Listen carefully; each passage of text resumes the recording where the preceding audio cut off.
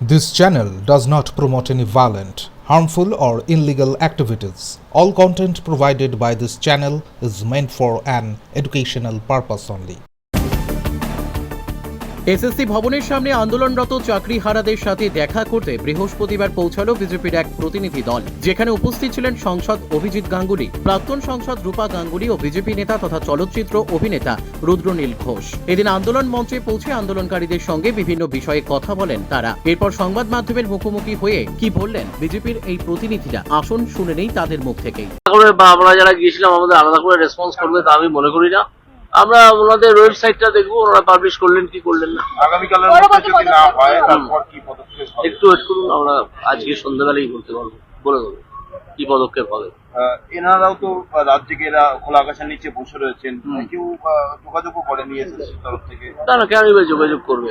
ওরা তো মুখ্যমন্ত্রীর নির্দেশে চলছেন, যত রকমের অসভ্যতা করা যায় করবে। একটু বাদে হয়তো এখানেই পুলিশ ঝাঁপিয়ে পড়বে। আমরা এসেছি এদের প্রতি সহমর্মিতা জানাতে এবং এই কথা বলতে যে ভেঙে পড়বেন না, লড়াইটা জারি থাকবে। আমরাও আপনাদের পাশে সম্পূর্ণভাবে আছি, যেটা আমাদের নেতা শুভেন্দু অধিকারী প্রথম দিকে বলে দিয়েছেন। যাদের চাকরি গেছে, যোগ্য প্রার্থী যাদের চাকরি গেছে, তাদের দুঃখ সম্বন্ধে তারা কিছুই বলেন না, বুঝতেও পারেন না।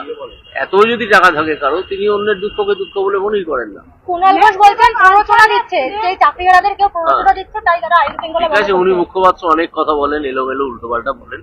যা বলেছেন বলুন, আমরা তো আছি। আপনারা তো একা নন, এটা আমরা দেখাতে চাই যে আপনারা একা নন, আপনাদের সঙ্গে আমরা আছি এবং শেষ পর্যন্ত থাকবো, প্রতিটা মুহূর্তে থাকবো। মানুষের মনে একটা বড় প্রশ্ন এসছে যে নেতাজি ইন্ডোরে যখন মমতা বন্দ্যোপাধ্যায় মুখ্যমন্ত্রী সেজে তিনি যোগ্য চাকরিহারা যারা তাদের নিয়ে মিটিং করলেন, তো তার মানে সেই দিনই তো লিস্টটা প্রকাশ করে দিতে পারতেন, যারা এসেছে তারা যোগ্য আর যারা আসেনি তারা অযোগ্য। সেই লিস্টটা তিনি প্রকাশ করে দিলেন না, অর্থাৎ তিনি আসলে জানেন কারা অযোগ্য